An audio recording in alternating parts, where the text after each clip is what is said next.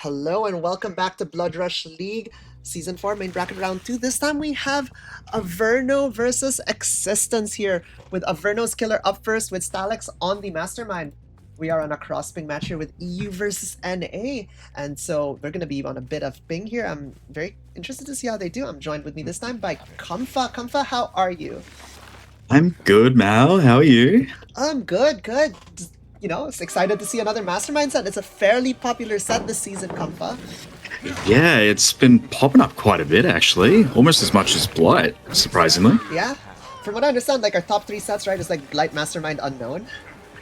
Yeah, so far Blight, Unknown, and Mastermind. Yeah, Mastermind and Unknown are Also- neck and neck with 10 games. Comfa, I think we get some Jeweled Beetle, I think, value here. The throw on the wall Oppa. into a hit, and a very quick down here on Phaser on the Lara. Oh my, this is a very, very good first down here for our killer. So early into the match. And as we can see here, we have a very standard Wesker build. We've seen this on our previous Wesker sets with Banerush, Erupt, Corrupt, and Brutal Strength with Egg and Jewel Beetle. That was such a quick moment. I checked another survivor for a moment, and by the time I blinked, they were down. Oh my, yeah, Oh it my. was a wall splat on edge map Compa into a 2-tap. Okay. That's the value there from Jewel Beetle, right? Beautiful Making it so Jewel. that you get the throw instead of the slam.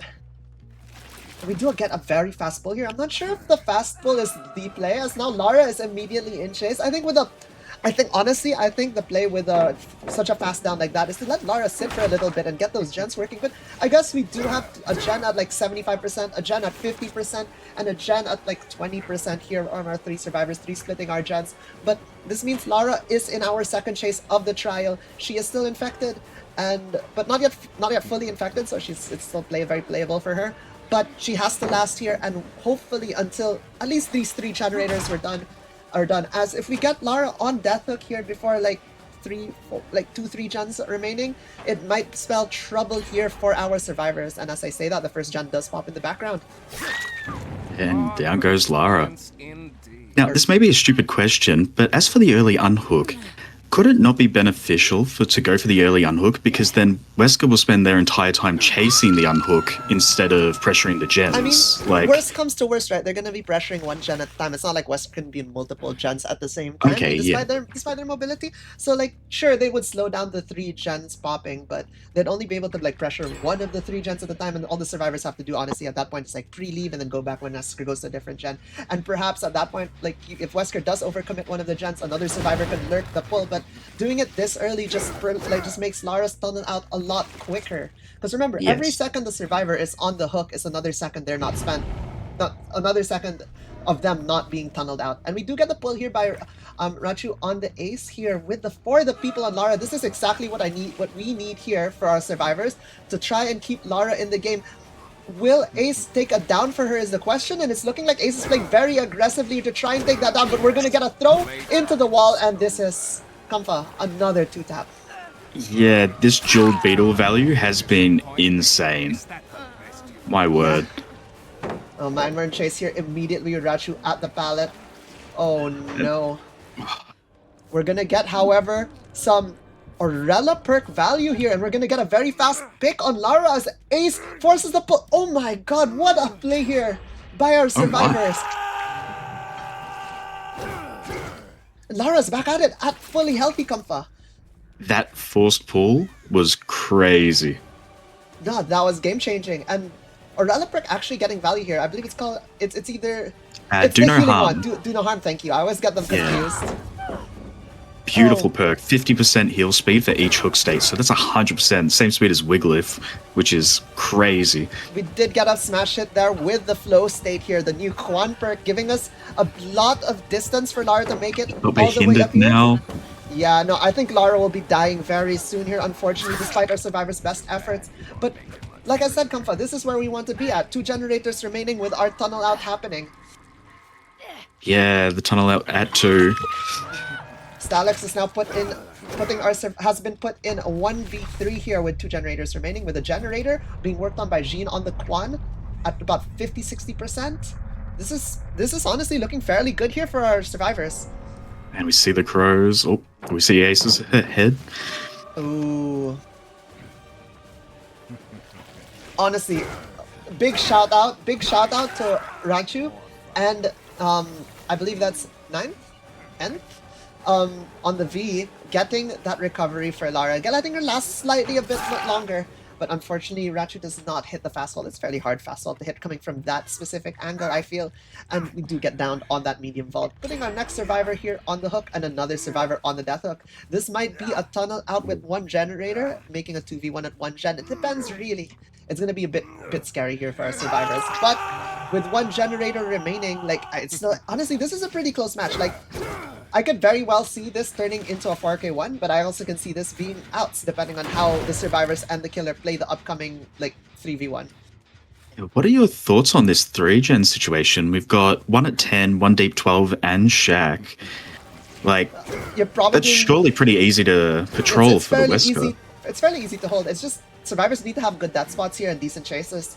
Like, ideally, that spot is all the way deep 6, right? Like, and the gen being worked on is 12 and possibly Shaq. Like, you could make an argument for 12 and Shaq or 12 and 11. Like, oh, we get the unhook here on Ranchu, but Ranchu needs to get the, like, actual safe place here. I reckon that at this point, if you have to send one of your survivors to support Ranchu, or you have to send them to double the gen. They have to be doing something right now, as the survivors' time in the trial is... Problems team as we get the grab here. I was going to say that the time the survivors have left in this trial is closing in heavily, and now they're in a 2v1 with one generator remaining. Yes. Oh my. Oh my. This is make or break for our survivors. Do they finish the gen or will it pop? It's looking like it's about 80% here. Are they going to commit? We're going to see a Wesker grab into a wall slam. V needs to let go of the gen and not get grabbed here. Both survivors hop on the gen. We get a grab off V and the gen finishes. Oh my god.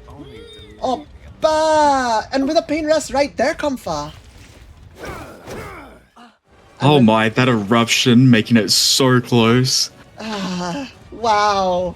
And this is why I love Dead by Daylight, Comfa. But unfortunately, this does mean that we are put in here, our final chase of the trial. It is unrecoverable here for Quan, and they unfortunately cannot... It's very hard to play that pallet on ping, like the reaction drop that pallet against Wesker on ping. Even off ping, I struggle. Personally, I struggle, though I'm not much of a survivor player, I'll be honest. Oh my, what a play here by Quan and V to get this last gen done. Very, very well played in that 1v2. Putting our win condition here at 4k1 and a tie condition here at 4k0 for Stalex. Assuming V gets found and hooked, which unfortunately V does get found, picked, and we will be putting her on the hook for our 4k0. Oh V. Oh V. Ah, that is, yes. Bringing it down to the 4k0. My word. What a play. Oh my, well played by the survivors actually getting that. Honestly, like with the sacrifice happening there and putting in a 1v2, I honestly was thinking it was going to be a 4k1 here for Stalex, but the survivors deciding to hard stick and double that gen for the 4k2. Oh, sorry, 4k0. Like, oh my, that I respect that. Like, yeah, no.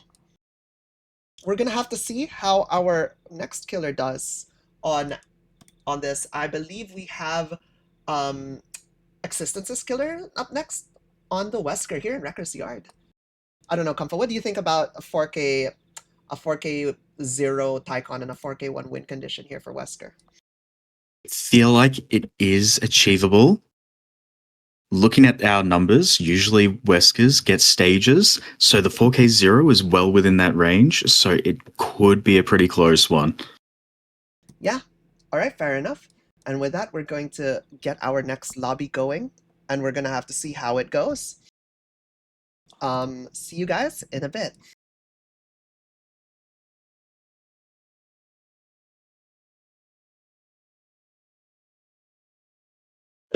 Hello and welcome back to Blood Rush League main bracket, round 2 here in season 4 with Averno versus X6tence. That was Aurora's in the previous set. We have here this time Jean here playing for X6tence. Oh my, sorry. We have Jean playing here killer, and they have a win condition of 4k1 with a tie condition of 4k0. I'm joined once again by Comfa. Comfa, how are you? I am good. Let's see how this match goes. Yeah, I'm very excited. I hope I hope we get to see some cool stuff here from our killer and our survivors. It's always wonderful seeing It's always wonderful seeing players play at this level. Oh, like I said. And we still get the injure. Yeah, we oh my still get god. the grab, but they do get the blind here on Stalix. And our survivors are pumping away at our generators in the background. And I think Stalix unfortunately does go down here as we are in match 6 Comfa. This style fucking sucks. I hate this style. Yeah, not a fan. Yeah. But I'm a fan of it on Killer. I don't like it on Survivor. When in the very rare times I'm playing Survivor. But we do get a hook here, but it was not a pain rest, and we could see a generator does pop in the background. I do believe that was a double gen here from Claude and Dwight, Soupsta and Vacuum. Oh my. We have a chase here with Soupsta in Shack Gen, sorry, not Shack, in the Shack area. But we do get an unhook because of that chase, and Awame now pops the gen here at 9 or 10. Interesting play. They're pretty much repeating exactly what Averno did, going for the instant unpull. Comfa, there's a difference. The gens did pop for this one, I'm pretty sure. Exactly. Yeah. The pull happened on for Lara last game on Phaser. The gens were still about 70-80% here, but the gens they pulled here after they popped the gens, which I think is a huge difference. And we're going to get our chase here with Stalix. We can see our survivors once again doubling a gen, I think, between Claude and Michaela, and Dwight soloing a gen here. Oh no. There we go. Very well played here by Jean to get that down onto Stalix, and we will be putting Stalix on Death Hook.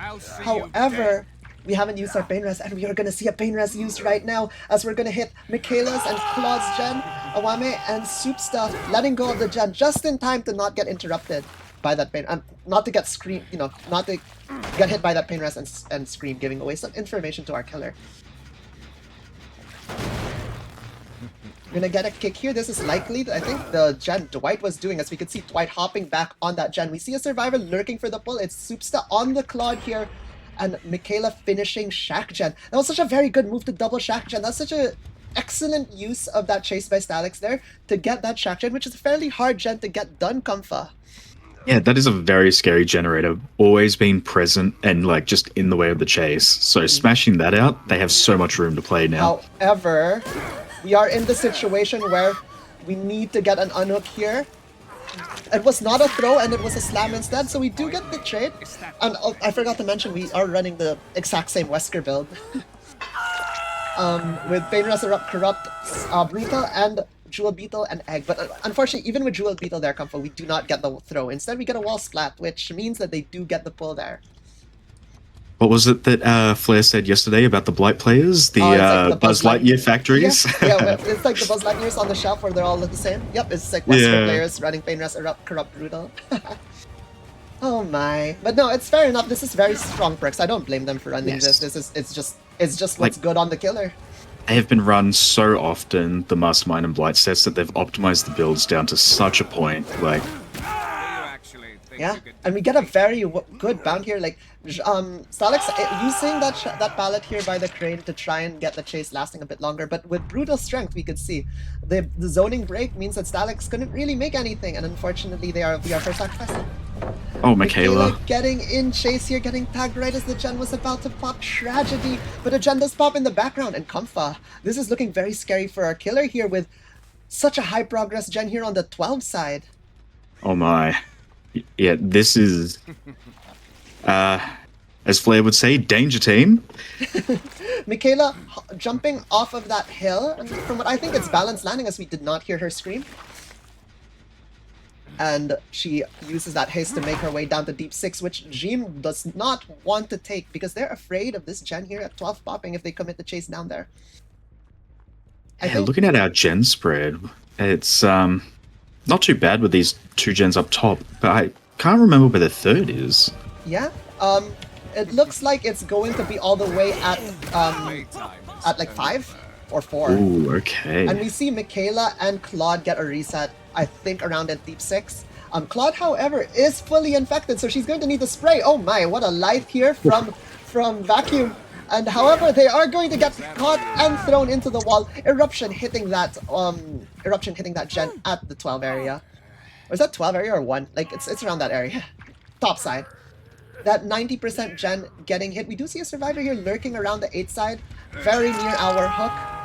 Will Jean see that and capitalize? Oh, sorry, 7, they were at the car pile. It is Claude at the 7 side, and they are now in the shack. So, like, I don't know. They have to make a choice here. Do they send the survivor to pressure the gen, or do they send the survivor to unhook? Both lines have their pros and cons.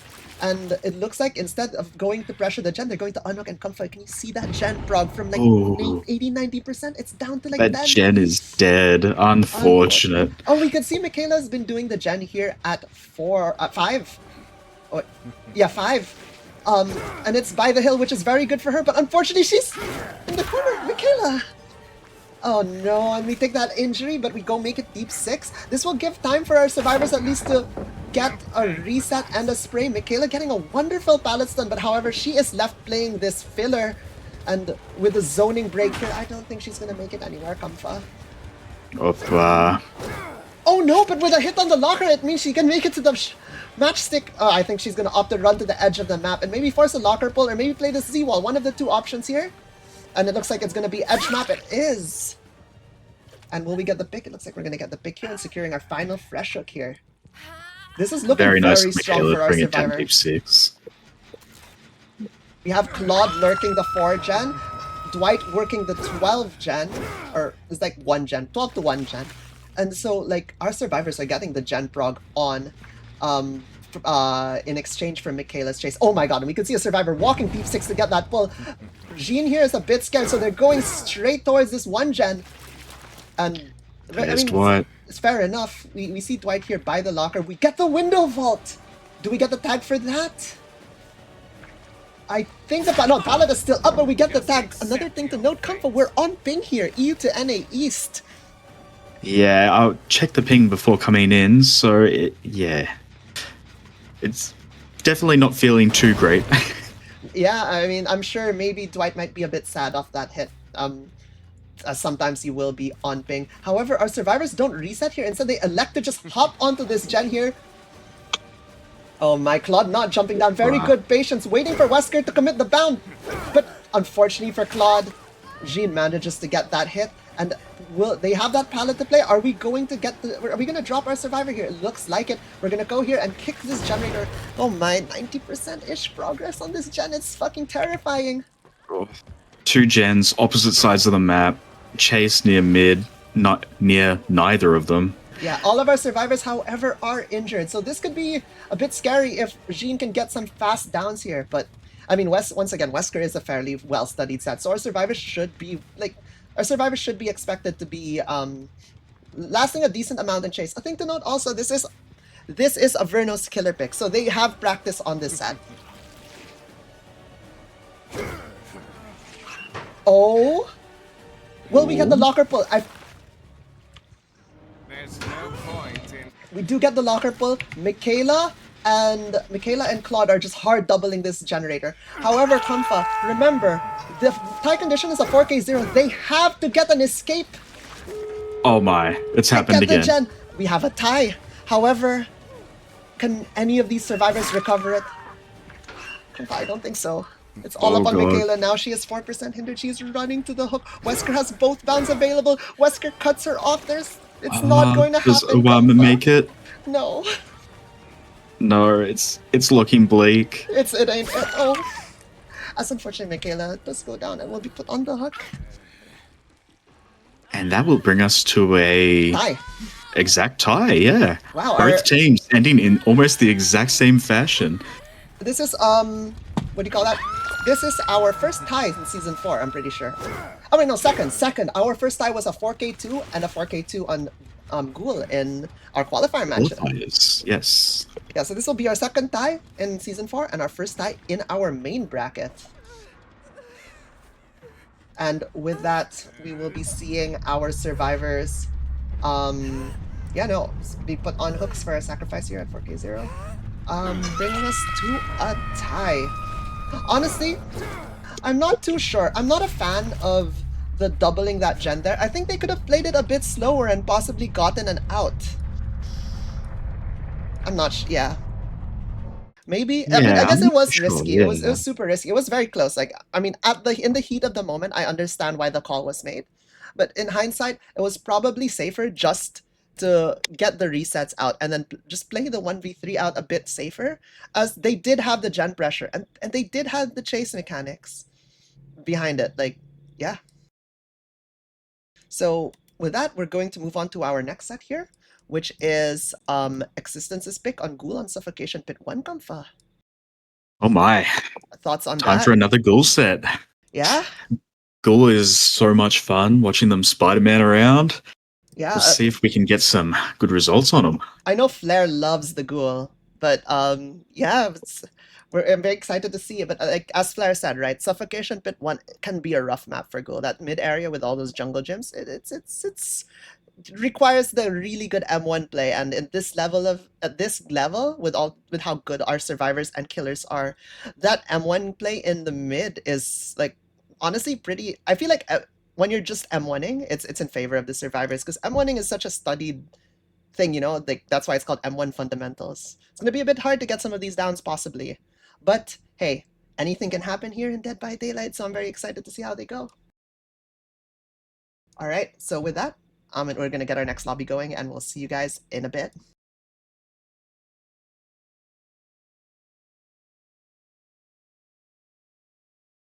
Hello and welcome back to Blood Rush League here on our Season 4 Week 2 with Averno versus X6tence. We are back here with X6tence's pick, this time of Ghoul with Jean once again on the killer here. And we are on Suffocation Pit 1, and I'm joined with me once again by Comfa. Comfa, how are you? I am good. Oh, and wait, jumping straight into a chase. Yeah, and a very quick M1 tag here with the pallet drop here by Stalek. Comfa, one thing to note is we do have the Thanatophobia on Ghoul. What are your thoughts on that? That is definitely interesting. I mean, I could see the logic here. Ghoul can get these injures very quickly, so they could potentially hit all 4 injures and, get that big Thanatophobia payoff with the 4 stack on it. But however, Thanatophobia is a fairly weak perk unless you have that 4 stack.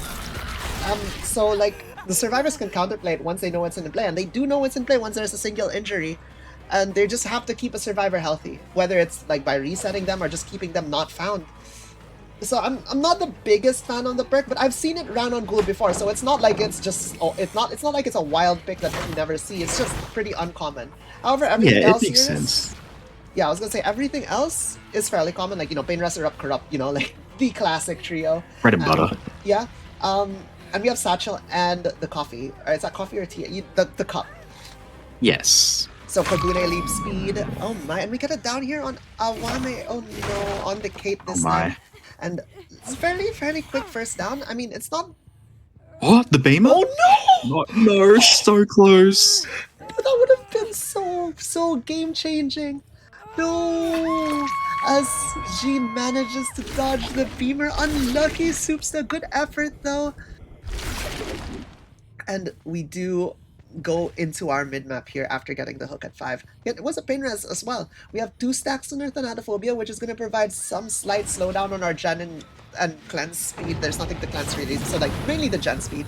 So I don't know. I think the Ghoul here is in a Jean is in a pretty decent spot here with such an early down. However, we do get a pull again, very quick pulls this set, and we do manage to get the reset. So I think a quick pull is good if you could get the full reset, which you can here because we have communicated that Jean here is fully committing to a chase here on Ace. Oh no, and Ace does not make it, Comfa. Yeah. I mean, that was It's on ping. That was a bit tight to make. And Agenda's finish in the background here. I don't know, Comfa. Like, we have 2 hooks now, 2 pain reses. I think Jean is in a pretty good position here with only 1 gen finishing. We have 2 survivors on our fresh hook. We potentially can, like, if we could find Awame on, or we could punish Stalix. Another really fast one. Okay, this one I disagree with, as they don't get the killer is like right here. I don't know. It feels like this kind of is like farming your teammate off the hook a bit, but like if they're able to support them, very good. And it looks like it looks like Jean is gonna opt the drop here, I mean, I guess this is what Thanatophobia encourages, right, Comfa? And unfortunately, Yeah. we don't get the injure there, but we do get the M1.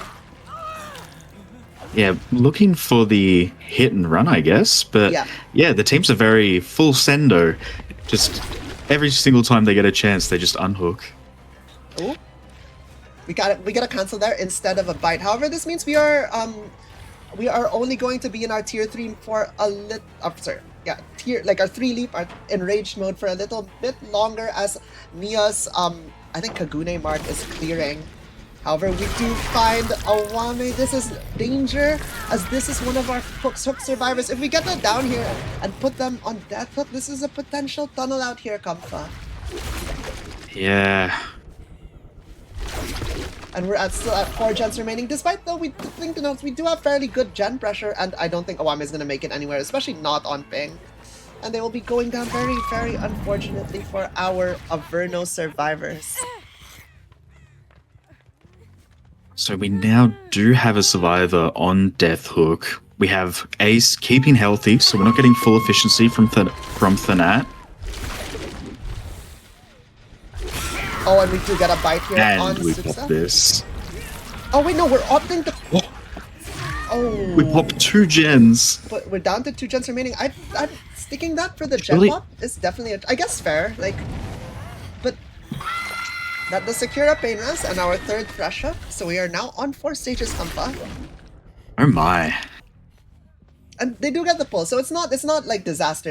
It would be really bad if they got down there. There was another hooked survivor and one was injured, and then we find the healthy survivor. Now both survivors are injured. That'll be very scary, but they do manage to get here. But however, Awame now is probably going to be in their final chase here in this 4 lane, and this is not a good tile to play.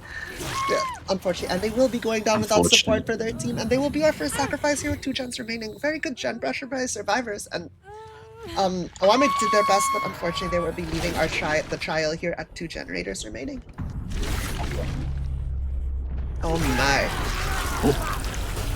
Oh, and Stalex is found now. However, Comfa, Thanatophobia is only injured, hooked, and dying survivors. Dead survivors do not count towards our Thanatophobia stacks, which means that our Thanatophobia is now only up to 3 stacks. Interesting. Yeah, so we don't have the full 4 stack of Thanatophobia now, with the tunnel out happening. Which means we do not have to face that nasty 20% slowdown on generator progression. Oh my. So that just means, yeah, we've got Erupt, a single pain res charge, and a kind of weak Thanat. Ooh, the pressure is definitely going to build up. Yeah, I mean, Erupt is very good here, but with only 1 pain rest left, they need to cash it in at some point with the gen pressure this high. But it looks like we're going to be chasing Stalex here. I mean, I don't hate this chase. If we get it down here on Stalex, put them on death hook, this is very good. But once again, we're seeing why this mid area of suffocation bit is pretty tough for the ghoul, as we just make pallet after pallet after pallet. Unfortunately, with Bloodlust 1, I don't think Ace makes this on ping. No, Stalex does go down to that. Opting to slug. Yeah, I mean, just like we saw earlier, Kamfa, in our previous ghoul set, right? 3 injures, we could slug, and then potentially find the last healthy survivor. Oh, sorry, last standing survivor, and that will be a 4k2 maybe. This might be a mirror of the result of our ghoul set of our previous match, Kamfa. Seeing a lot of mirrors tonight, aren't we? We're going to need Vacuum here to make something happen for their team. However, they might be able to get the pick here on Stalex. They do. They catch. The question is, are they able to recover this, or are they just going to get slugged again? Oh, they do get the down. They do get the pick on Supsta, but this is hard for our survivors. They're stuck in a constant state of... Oh, wait, no. Gina's going to opt to pick here. Interesting. As they do get the pull and the reset on Claw. This is very good. Having a healthy survivor changes a lot of things. It means that the survivors are not in a position to just get tapped and down by Ghoul. They have to get bit, or they have to get M1, and they will be able to make a bit of distance here. We get a really quick pull on Stalex here, but this might mean, guys, A bit of a body block. Unfortunate. Guys, okay, well, I mean, like, that was a very quick pull, which at this point, when you're in a 1v3 situation, 1v2, quick pulls are a bit more acceptable. However, what's not acceptable is body blocking your teammate that's on death. That's probably not the best. Oh no, a bit of miscommunication there by our survivors, resulting in, I'm pretty sure Stalix got grabbed off the pallet there while still having her their borrowed time. I think they could have just ran around there, Comfa. Yeah. Yeah. One of those unfortunate situations. It's, yeah. Oh, and unfortunately, this will mean that we are entering a 1 versus 2 here at 1 generator remaining, and it's all up to Vacuum to have a kind of juicer chase here, and they need to get this chase to last. They need to be able to get Claude to finish a gen here to get a 4K0 result. They get the down. Claude sprint bursts away immediately, moving away from that 9 generator. And it looks like Jean is heading straight there. However, we do spot Claude in the mid-map. This is disaster for our survivors. Oh no. And we are probably entering our final chase of the trial. I don't see this as a recoverable position for Claude. We're trying to shift deck. We're trying to aura fixated walk. Unfortunately, aura can only get you so far. And this will be a 4K1 here for Jean. Very well played. I think that body block on Stalix honestly cost them this last generator. Yeah, it was very unfortunate, but Yeah. yeah. More Substel will be put on hook, as well as Vacuum making a 4K1 result here for X6tence, which is a fairly respectable result here on the Ghoul. It's within what we're expecting from this killer on this map with the balances we have in play. Yeah, exactly. As you said, Suffo is a harder map for ghouls, so getting a 4K1 is not something to be upset about. That's for sure. Yeah, no, I'd be pretty happy with the result. But this makes the win condition here for Averno's killer. It would make the win condition for them a 4K2, which is a bit harder to achieve here than a 4K1. To be fair, it is Suffo 1, so you might be able to get like a hold on a 4-gen on one side of the map and play it off there. But it's still requiring that gen to spawn, and it requires the killer to be very, very, very, very good at defending that 4-gen. Like, one little overcommit and one of the gens popping completely ruins that 4K2 I plan. So it's gonna be a bit tough here, but hey, if anyone can do it, it's the teams we have here tonight. As like, once again, these teams are extremely, extremely good at the game, and it's very, very lovely to see them come out here and play. And I'm excited to see how Averno's killer does. We'll be back really soon as we get that lobby set up, and yeah, looking forward to the game.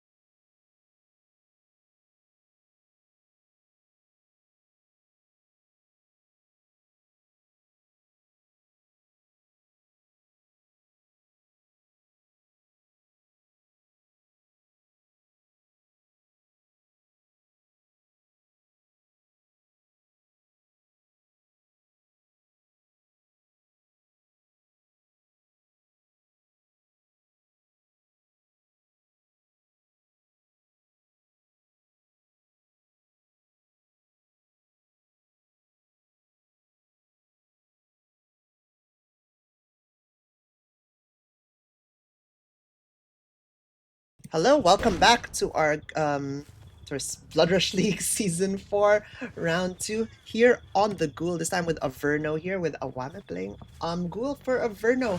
We have a win condition of 4k2, however, there is no tie condition, as we did have to wow, sorry, words are escaping me. We did have to remake the match due to the map being wrong, and as such, they have been issued a hook stage penalty, meaning that we are not going to have a tie condition available. So if they do get to a 4k1, that will be a set win for X6tence.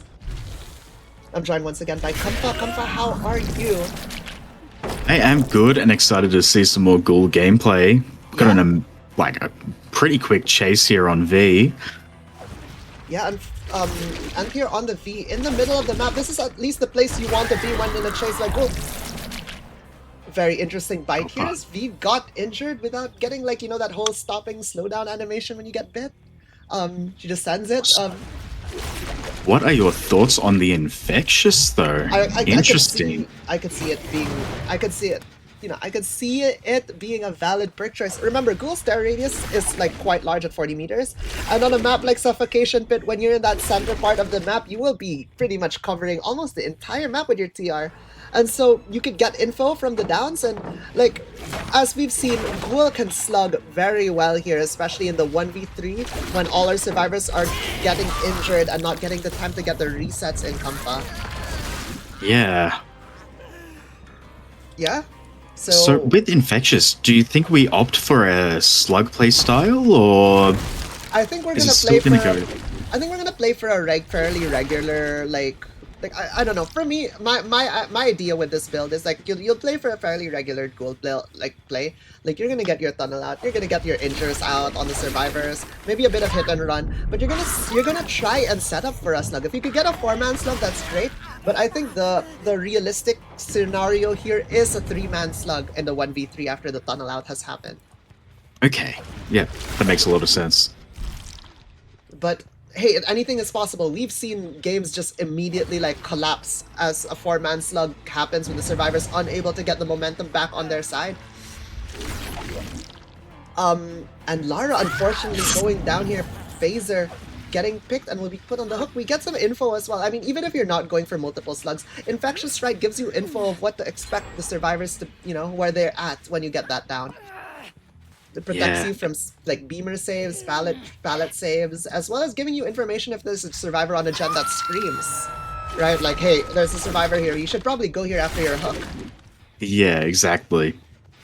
And in that time, we managed to pop a gen. Oh, yeah. Oh my.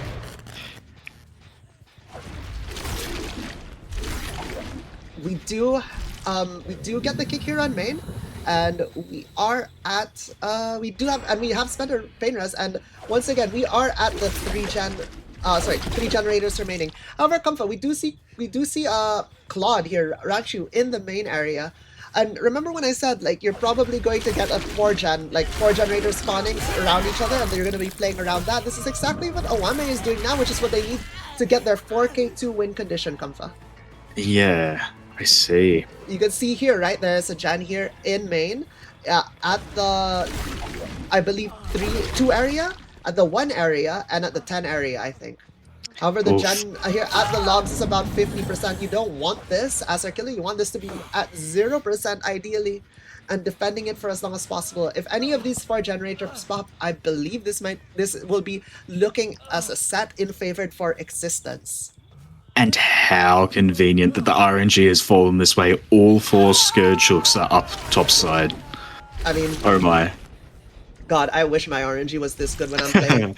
So they have a 4-gen and the 4 Scourge hooks. I mean, there is a downside here. If the survivor decides... Like, I mean, the survivors probably will decide, not if. And when the survivors decide to put their death spot down at 6, and they manage to make it to Shack, when you get... Yeah. Crazy cutoff there by Awame. But sorry, as I was saying, like, when the survivors finally make it to 6 and start dying there, and you need to cash in a pain res on a survivor that decides I'm running to the edge map of like 5 or edge map 7, what do you do, Comfa? Yeah, you're out of luck. I would say like the best spread right now would be like what, two pain res up here, one pain res mid, one pain res bot, like would be really good. But like I mean, at least the pain res are in the gen, like are in your 4 gen instead of on the opposite end of the map. That is the slight consolation here. And we do get a down here on Jean, putting Jean on death up, meaning that this is likely our tunnel out. And Comfa, the last generator across the map, has popped, and it puts us in our win condition here. Oh my. All our survivors need to do now is simply pop one generator. How hard could it be, Comfa? If only Divinity was that simple. Oh my, and we are in a pretty tight 4-gen here, and we do see the generator here at 10, have about 50% progress. We're going to opt to, like, not kick it right away, and we're going to go and tunnel out Phaser here. And coming here to take for Phaser, getting them a bit more distance to get into that mid-map. That's exactly what we need here from our survivors, playing this mid area against Ghoul. However, we are in a TNL. This is not the safest style, Comfa. Yeah. No, they don't make it. Rough. Yeah, unfortunately the RNG was not exactly entirely there. However, Comfa, They did a good job of taking it down to the bottom of the map, freeing up all that space up top. Comfa, Gen did pop. This puts us at our win condition here due to the penalty. Oh my, I completely overlooked that. I mean, it did buy them a bit of time. It didn't buy them all the time to get the 6 or anywhere crazy or have a super long chase, but it does get them that win. Yeah, exactly. Well played. Yeah, X6tence here doing a really good job here, breaking that 4-gen. But I was gonna say, Comfa, like earlier, remember we did see the gen at 50%. My thoughts were like, maybe in hindsight we should have Awame should have went up here to kick the generator. What do you think? Yeah, putting the eruption on, like pressuring the survivors away from this gen would have been ideal, but yeah. We get the down here on Phaser, and we're going to put them on a hook here.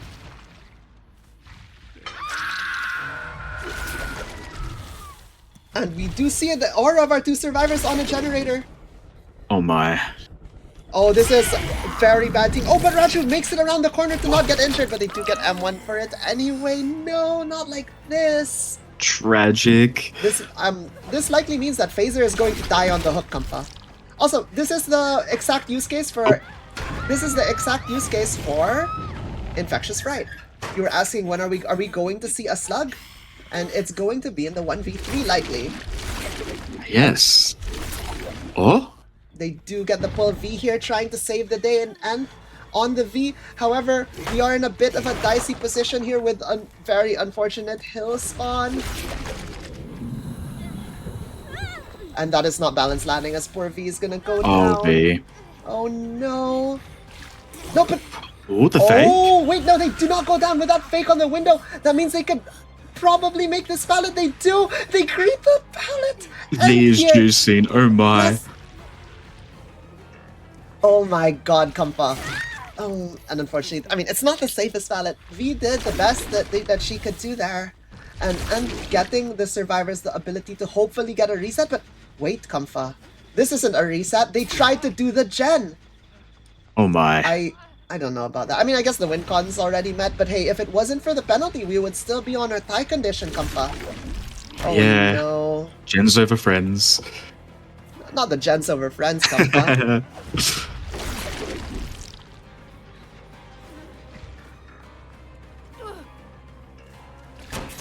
And that will be a 4K1. Once again, both teams hitting the exact same result, and it was just very unfortunate that there was a hook stage penalty applied due to the wrong map originally.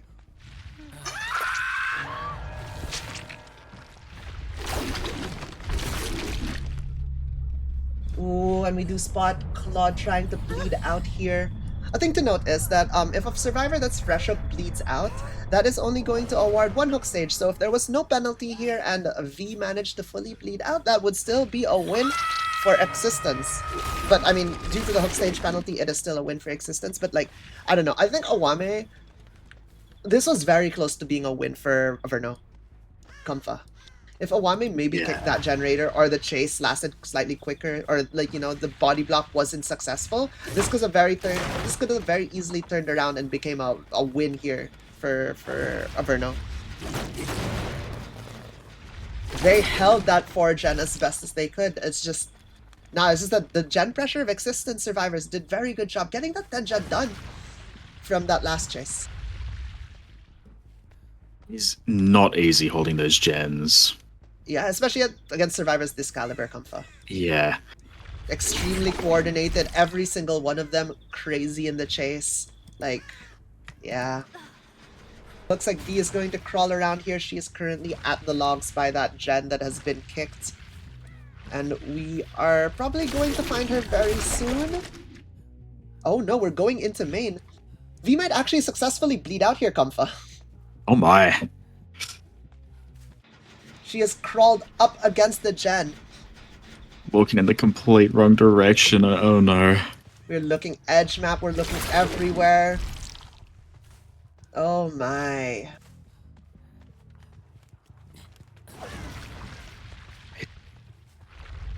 We're gonna go down to the mid map now. We're going to look towards the shack area. And the crazy part, Comfa, is there's not even tenacity in play. Like, that's just This is the normal crawl speed. Yep. Regular crawl speed, regular grunts of pain. Oh my. Saying, Awame just coming to say hi to Ranchu a bit on the hook. Hey Claude, what's up? What's hanging? Do you know where V is? Take a breather, Asking Claude where V is. Unfortunately, I don't think Claude is in a very talkative mood right now, considering that she's on a hook. Oh, Claude. But it looks like Anthea is actually gonna just straight up bleed out. And, I mean, hey, now even without the hook stage penalty, this is a win for Averno. Oh, wait, sorry, not Averno. X6tence. My bad. Okay. And that will be our duel set, and we will be going on to our tiebreaker with Lich on the Ormond Lake Mine, Comfa. Oh my, Lich is so much fun. And Ormond Lake Mine, one of the best maps in the game. So I can't wait to see how these teams perform. I think I'm very biased towards Ormond Lake Mine, I'll be honest. Maybe just a little. This might be my favorite map, especially on Unknown. But unfortunately, this isn't an Unknown set. This is a Lich set. We did miss our Unknown tiebreaker in our previous match. So we will be getting a Lich tiebreaker coming up really soon. We're going to get that lobby set up. We're going to have Averno playing Lich first on the Ormond Lake Mine. So I will see you guys in a bit.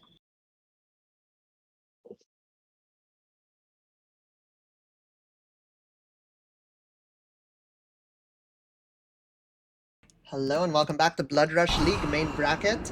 Round 2 here in Season 4 of Averno versus X6tence. We have Averno here for our Lich tiebreaker, with Averno killing first here, with Stalex once again back on the killer for Averno. I'm joined against by Comfa. Comfa, how are you? As Phaser is spotted here in the 3-tile. Going straight into the action here. Like always, these teams love to just send it. Ooh, and we get a crouch here. Very good. Dodging the skulls on ping, and we missed the M1 here. Double pallet, so we're forced to break here. Very well played by Phaser, not getting injured there. That looked like a potential injury as well. Opting not to commit to the chase. Interesting. It's fair. The other 3 survivors are immediately going to be on the gen here, so they probably want to start chase with a survivor that's like on a gen to knock them off of it.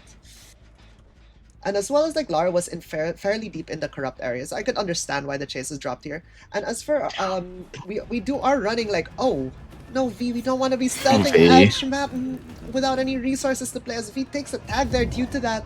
And here on the V, I was gonna say, Comfort, we are running Eruption Turn Back the Clock, which is a bit of a counter synergy here, but I've seen it ran before, and I think I like it more than Turn Back the Clock Pop Goes the Weasel.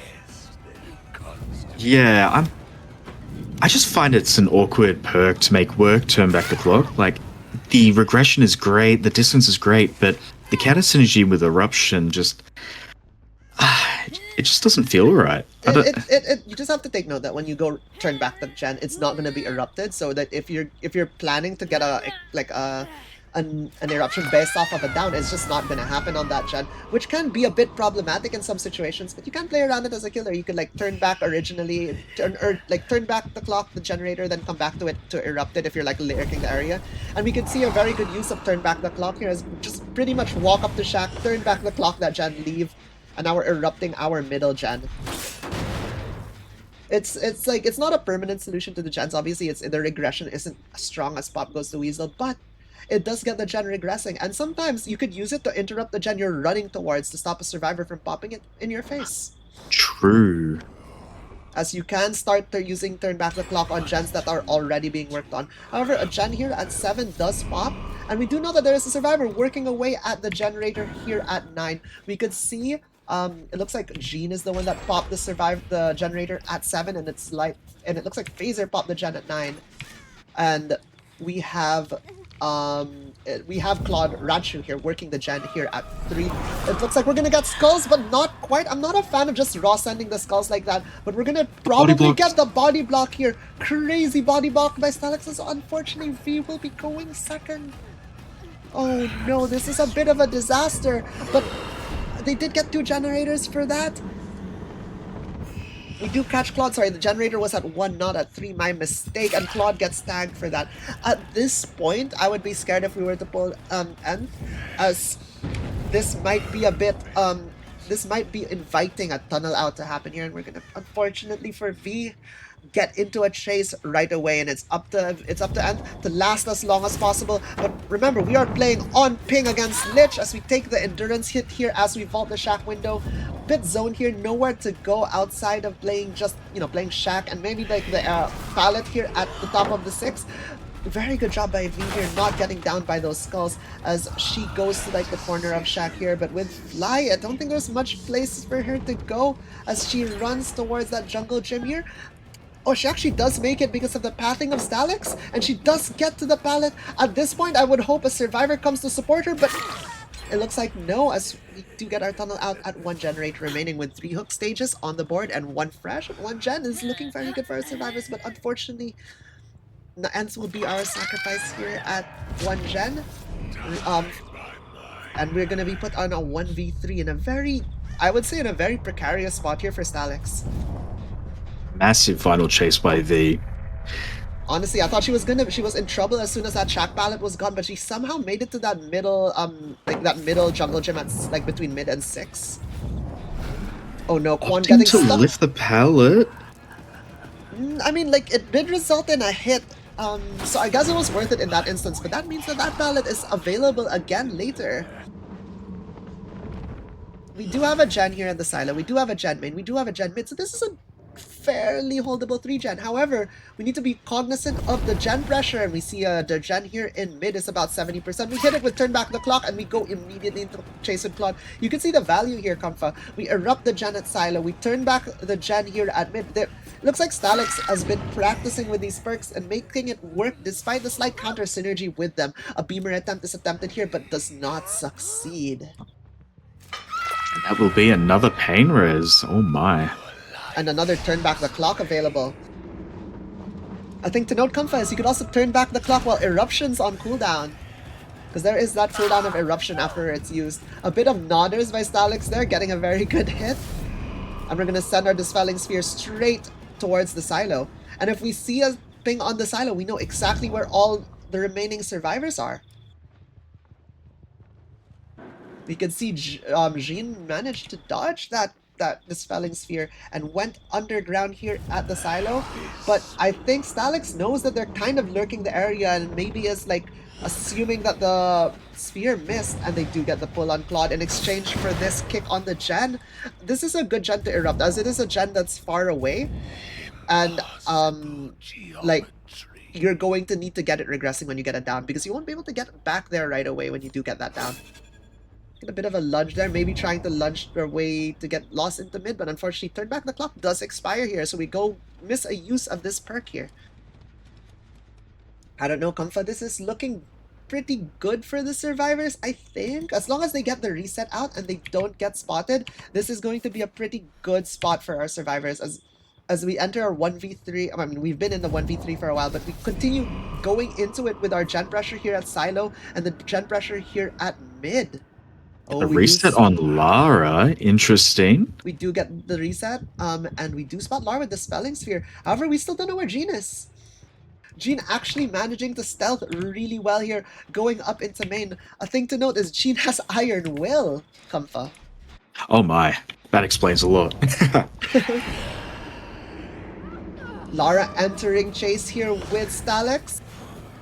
Ooh, we get a body block on the pallet with the fly. Amazing play by Stalex. Lara goes down here and into the little dip, but Stalex does not fall. I was actually really scared of like an uncrouchable skulls happening maybe. Ooh, a bit of a lunge there, but Lara does not fall for it. And we're gonna opt the drop chase here to go what do you call that? Check on our gens. Primarily the one right now on Silo.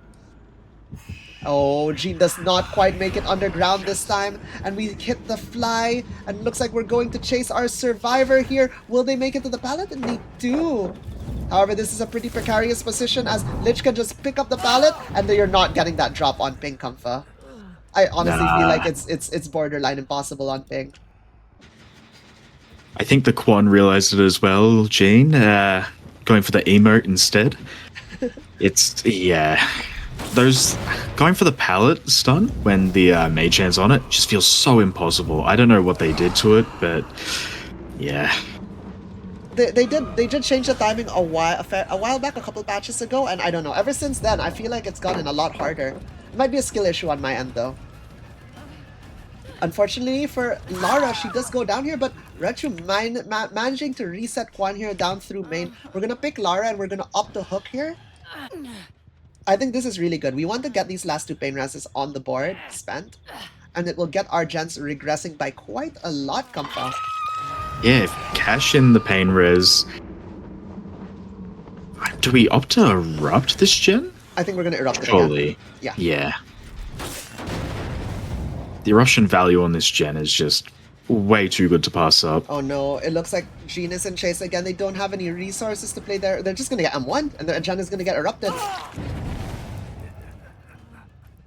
Oh my. We're gonna get slugged. We're gonna go fly towards mid. Comfa, this is looking very close to a 4K1. We could turn back that gen, by the way, in mid from up here. Oh my. Not the gen snipe. I don't know. I love turn back the clock sometimes, but yeah. Oh, the head on. Head on. We did see some scratch marks around here. I was kind of expecting a survivor to be lurking, but I was not expecting a head on attempt. And a successful one at that. However, we are going to be getting a hook here and another pain res, being our final pain res of the trial.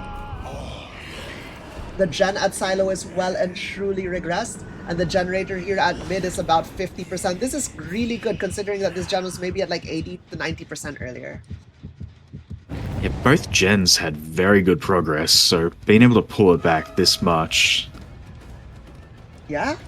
Definitely looking good for Starlix. Not gonna lie, like going into this 1v3, I was afraid of Starlix's position, but they managed to stabilize it very, very well. Oh my, getting some Shack ones in. Oh, I'm not sure if Starlix intended for that. They kind of, I think, bounced off of the wall there slightly. Maybe if they managed to get through the door and in front of Phaser there, I think that might have been a down. But I think Fly was running, like the duration of Fly's running off, and they decide not to overcommit that Shack chase, as we do have to be aware of the generator here. And they commit. Oh my, we get the tag here onto Ranchu, and we get the Fly, but they do make the pallet. Oh, and she opts to go upstairs instead of playing the pallet. Oh, it's a quick and quiet. Oh. And Starlix says, I'm not getting head on twice, and pulls Ranchu from the generator. Oh, we hit the gate though. The gate does open. And they do make it out. Oh my, come on. That is both gates, I believe. Yeah, it is. And both survivors are out here with Ranchu being put on the hook here. That's going to be 8 stage 4 fresh, which is a fairly strong result. Like high stages, but it is not quite a 4K. So that will put our win condition here at 9 stages for our killer on X6tence's killer. Oh my. There we go.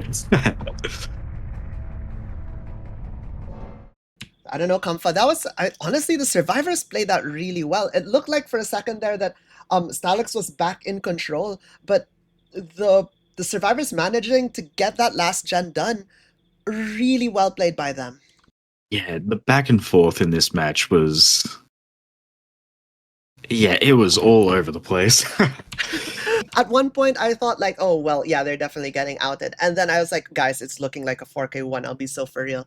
And then it, like, the last generator popped and like, we're back to getting like outs and stages. Like, honestly, what an amazing set there. Sorry, not set yet. Amazing game. We're going to go to the second part of the set. But I mean, all across the board, the sets are crazy close. Like, we tied the Mastermind. We almost tied the Ghoul.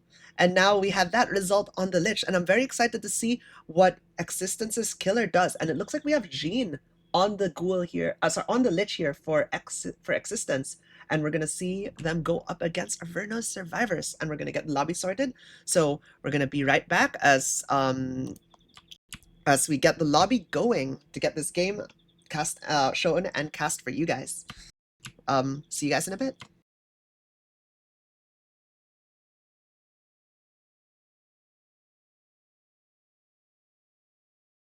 Ping looks good. Hello, welcome back to Blood Rush League Main Bracket Round 2, Season 4 here with Averno versus X6tence. This time we have our killer here for X6tence with Jean once again back on the killer with, we have that very interesting spectator bug with Lich missing their hands for the start of the match, but we do have a win condition of 9 stages here, and I'm joined against once again by Comfa. Oh, sorry, there's a win condition of 9 stage 4 fresh.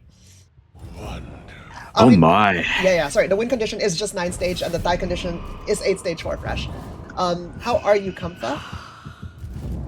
I am good. I'm just looking at this build and unfortunate that we got that totem right in the middle. Oh yeah, that is my totem RNG right there whenever I run Hex.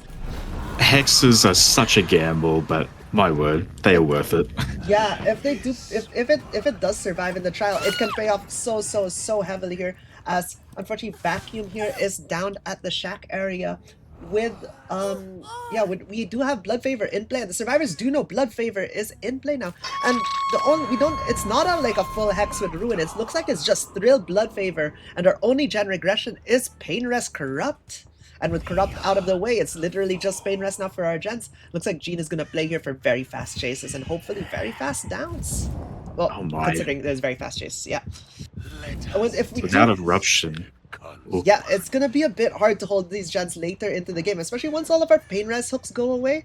Thrill will protect Blood Favor here a decent amount, making it so that survivors do have to commit a significant amount of time to get rid of these totems. But with Blood Favor here on Lich, I feel like this is potentially going to be a very, very very explosive match here with potentially very quick downs if we could capitalize on this Hex, so to say. We're gonna get a chase here with Soupsta. We're gonna get M1 to hit him. And it looks like we're going to elect... Oh, no, we go into the shack. See, Blood Favor preventing the shack drop here. The hit on the fast vault due to lost distance due to having to crouch. And that we can see there come up value from the Blood Favor. Beautiful. And we're going to get another Pain Rest up as our first generator does pop in the background. Tragic. Goodbye, Blood Favor. Jean unfortunately losing the 50-50 of the Hex lottery. And Survivors cleansing Blood Favor instead of Thrill of the Hunt. This is the downside of Thrill versus Undying. Survivors, if they win the 50-50, the other Hex does not matter anymore. Yeah, so now effectively we're running just Pain Res. That's it. Yeah. I mean, the survivors would have easily identified that the remaining Hex is Thrill. They know that Blood Favor was in play. They know Corrupt was in play. They know Pain Rest is in play. And they saw the progress bar on that cleanse, and they know it was definitely Thrill of the Hunt, right? So they know all 4 perks of our killer here. And yeah, that's gonna be that's gonna be a bit tough here with just Bane Res going into this. Though we are securing, from the looks of this, we're securing a second stage here at the Shack on Soupsta on the tap. I think this is pretty good. Like, this is a good secure here. The survivors are getting a bit of gen pressure, but I don't think a gen will pop before the second stage comes through. And I reckon Genius is going to straight up leave this as soon as the second stage hits. And it looks like they are. We're sending a Dispelling Sphere towards that 9 generator. We're going to spot a survivor and we're going to go straight and chase here. As yeah.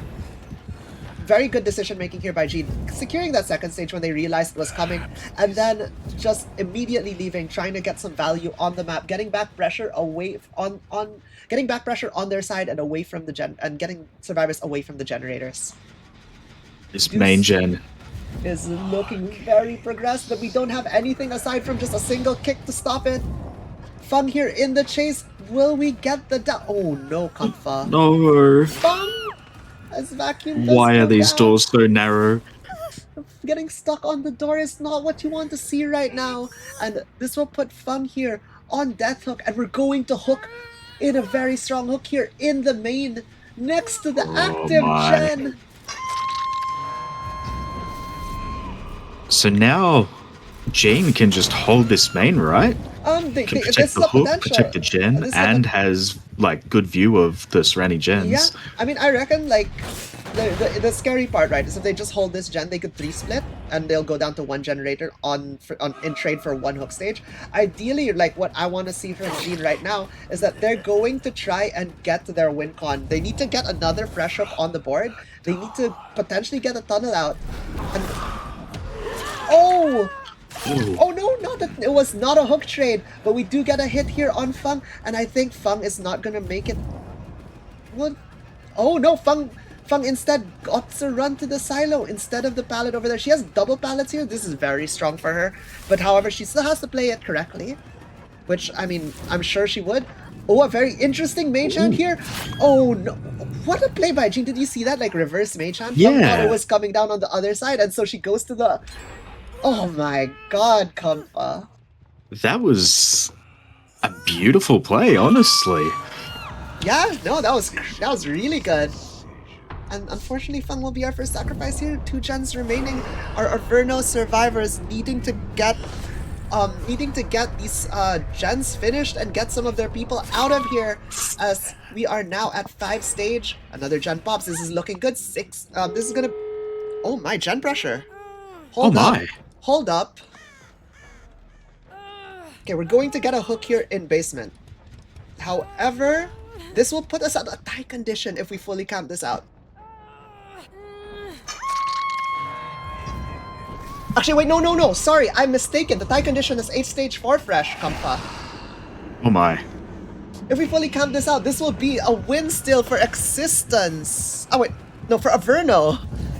Oh my. Oh god. Oh, and they are out of there. Oh, not even a crouch, just a sidestep. And that gets 8 stage 3 fresh versus 8 stage 4 fresh, Kamfa. Oh my, I was not expecting that.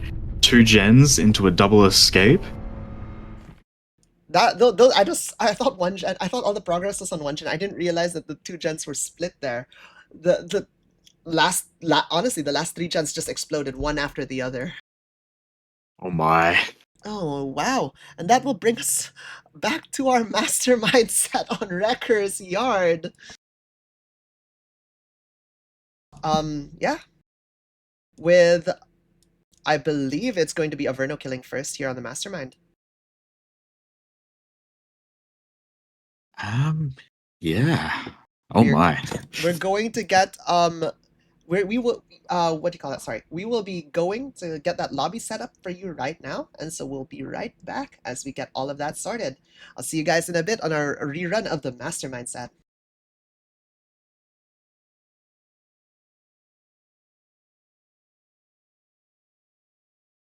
Hello and welcome back to our match here of Blood Rush League Main Bracket Round 2 Season 4 with Averno versus X6tence. I made a mistake as we have X6tence's killer up first here on the Mastermind set. We're running it back as the first one was a tie. And we are 1-1 right now of Averno and X6tence. Such really well-matched teams here. Honestly, every single game has been such a close one. I'm joined with me once again by Comfa. Comfa, how are you? We're back on the Mastermind in the Wrecker's Yard. Yeah, I want to see if this will be as close as it was the first time. These teams seem so neck and neck. Yeah, a thing to note also, right? Like it's a bit of a less of a more meta-gamey kind of thing is that the longer we play, the more fatigue the players will get, and like this is a test like of how well the players can play in repeated sets, right?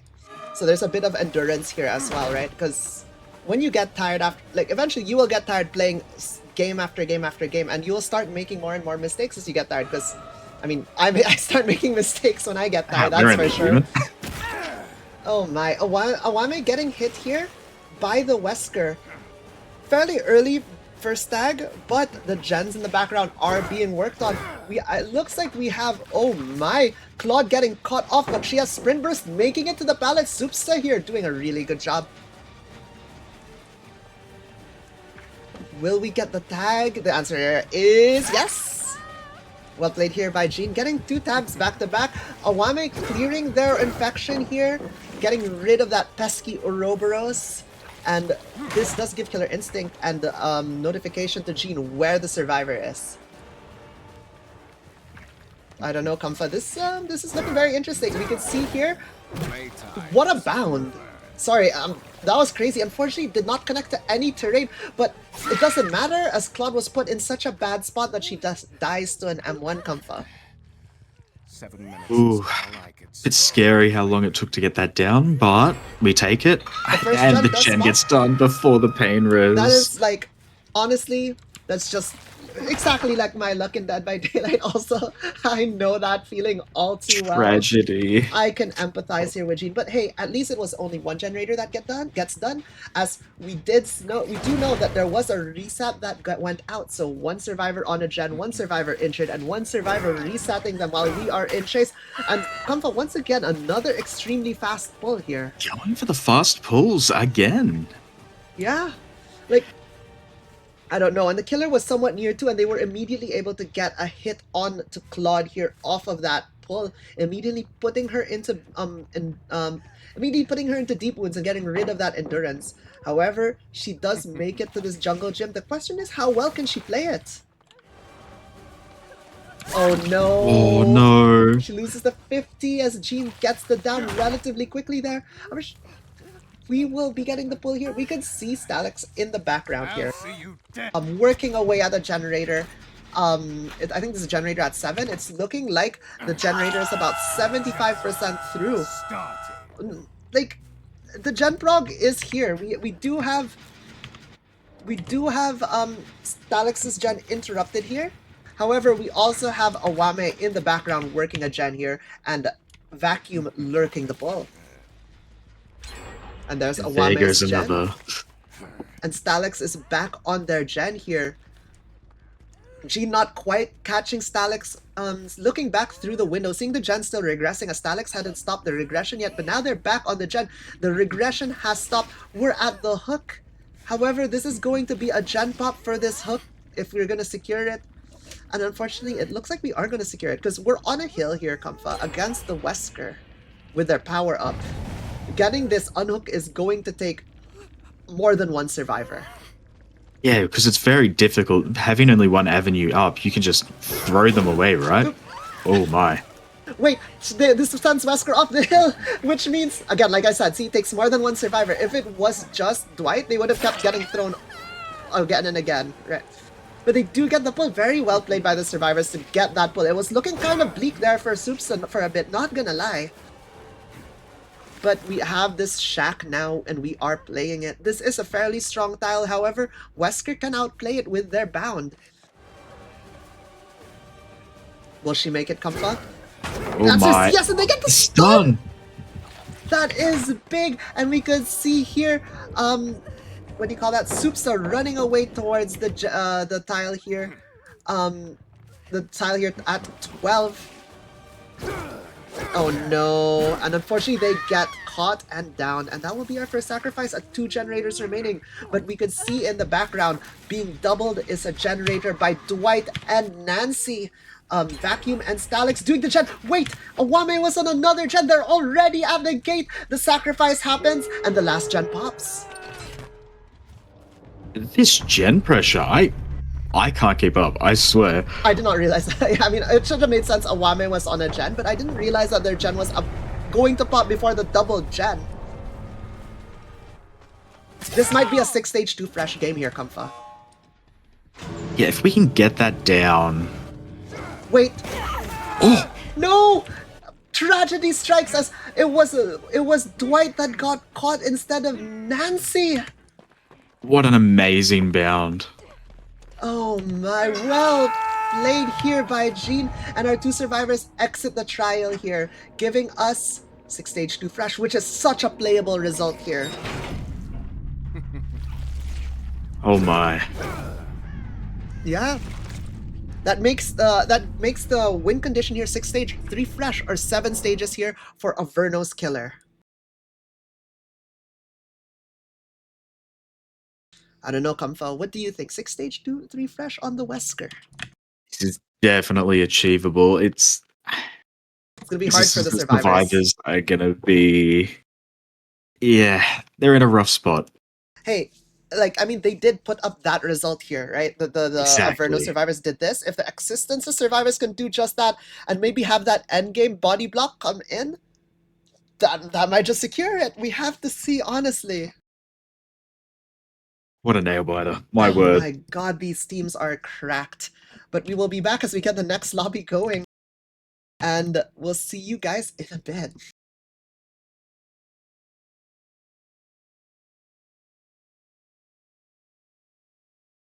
Hello and welcome back to Blood Rush League Season 4, Week 2 here of our main bracket. We have Averno this time killing on our rerun of the Wesker set here, with Stalix once again on the Wesker in Wrecker's Yard with a win condition of 6-3 fresh and a tie condition of 6-2 fresh. They could also get 7 hook stages for the win condition, though that is, I mean, yeah. We do get a very fast first tag here on Jean as they try to drop the firecracker. Unfortunately, the Jewel Beetle results in the 2-tap. I'm once again joined by Comfa. Comfa, what do you think of that first chase? Oh my. How unfortunate, having a quick chase to start things off. And we could see the value of the Jewel Beetle there, Comfa. Such a beautiful add-on. These wall splats making it so that these M2 hits sometimes just result in a 2-tap, which is very, very, very scary here. The threat of getting 2-tap from a wall throw is very, very. It's intimidating. It makes me scared of playing around, like playing in areas where the Wesker can throw you into a wall. You know what I mean? Like, yeah, and throw you into a wall away from a resource. Like, oh man. We opt for another very fast pull. Yeah, both of these teams seems to like pulling the hooks extremely quickly. Instead of letting the survivors sit. I guess, like, on a Wesker set, right, getting that late pull can be a bit risky, because Wesker's fairly good at denying unhooks, especially from if it's only a solo person unhooking. But with that, like, we just have it down immediately, again, and that's a survivor death hook at 5 generators. This is danger for our survivor team. Oh no, Comfa. Yeah, I don't agree Very with these early unfortunate. pulls. Like, if you're gonna have an early pull like that, you need to make sure you get that reset on the tunnel on the person you're pulling. Otherwise, it's gonna result in them just potentially getting tunneled out, just like that, Comfa. Yeah.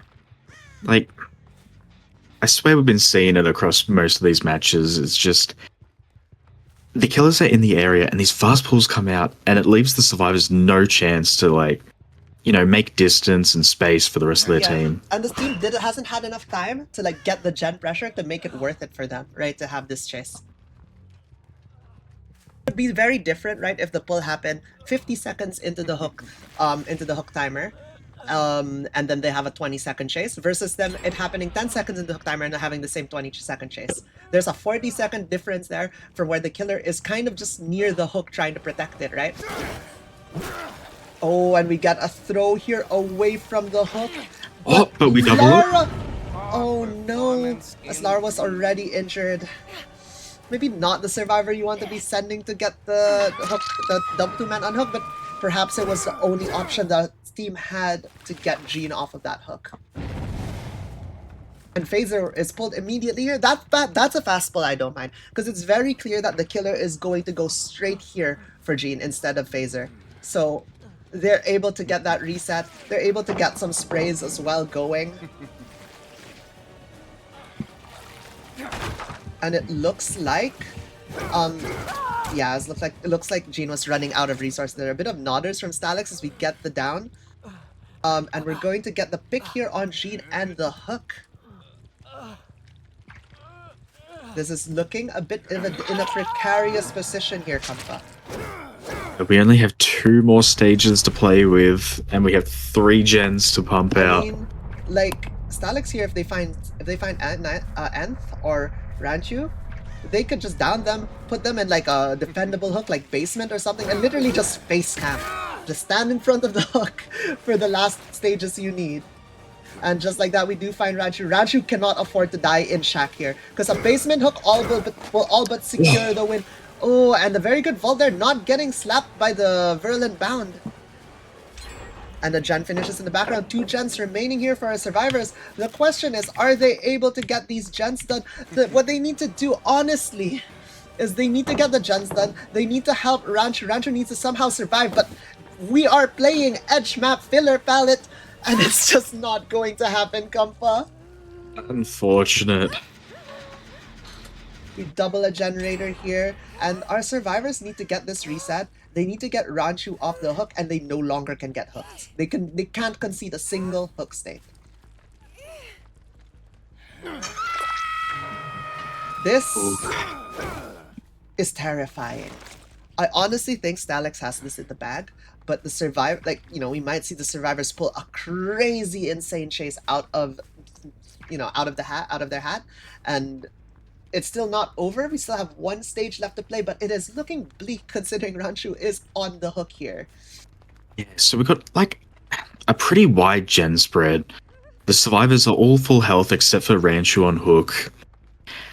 Do you think we slow the game down and try and play for a more, like, just pre-run kind of playstyle, or...? The problem is they need to get Ranchu off the hook, and we can't slow the game down, get Ranchu off the hook, and like expect... Like, if we're getting Ranchu off the hooks, they're going to be in a chase. So they have to pop a gen and get Ranchu off the hook, and then have no one else go down, and they all have to get out of the gate, which is, I'll be honest, a bit unrealistic at this point, considering how far Ranchu is in their in their hook progression. We could see Lara 50% of their way done with a gen. V coming in to try and unhook, but it is a 1-person unhook against Wesker, and I honestly don't think it's possible. Ranchu is going to go second here, and it's going to secure the unhook. It's going to secure the win here for our killer. Oh my. With 6 hooks, 3 fresh on the board. Oh, what a match, Comfa.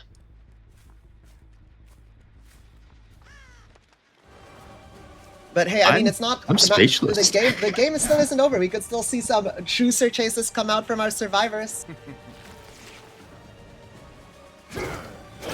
Ooh, a very good hit here from Stalex. And I mean, we could also see some crazy bounds from our killer. Our gen is spotted here at about 90%. And yeah, no, like, that's crazy, Comfa. Like, very well played, very, very, very well played by both teams. Like, big shout out to Averno, big shout out to X6tence.